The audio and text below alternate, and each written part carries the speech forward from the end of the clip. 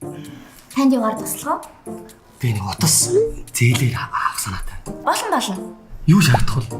Их амархан. Та ердөө сүүлийн 6 сарын турш сар болгонд 7900 төгрөгийн хэрэглээ хэрэглэсэн байхад л хангалттай. Би 8000 зэнэлдэг шүү дээ. За тэгвэл боллоо яах вэ? Багцмагцуул харин ашигладаг шүү. Зүгээр тэр асуудалгүй. Найзаа. Сүлд нь өөр ширэнд ороод балах юм шиг байна.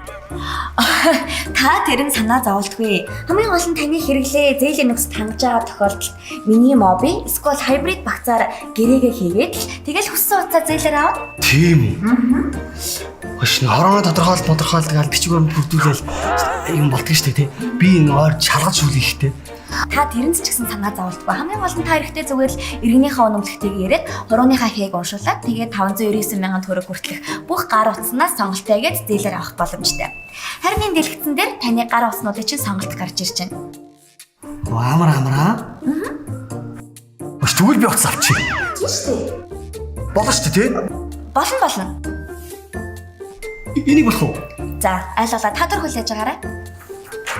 За, энэ таны гэрээ уншиж танилцаад гар үсгээ зураарай.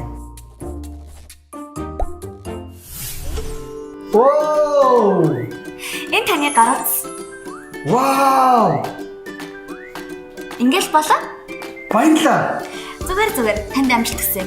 Mobicom-ийн гар утас зээлээр авах нөхцөл шинжлэхлээ. Таны сүүлийн 6 сарын хэрэглээ сар бүр 7900-аас дээш байхад гар утас зээлээр авах боломжтой. Та Apple, Samsung, Huawei зэрэг дэлхийн шилдэг брэндийн гар утсыг mini mobi болон hybrid багц дээрээ гэрээ байгуулан зээлээр аваарай. Юм өгч. Утас авах үнэхээр амархан болсон байж тээ. Ухаалаг утсыг Mobicom-оос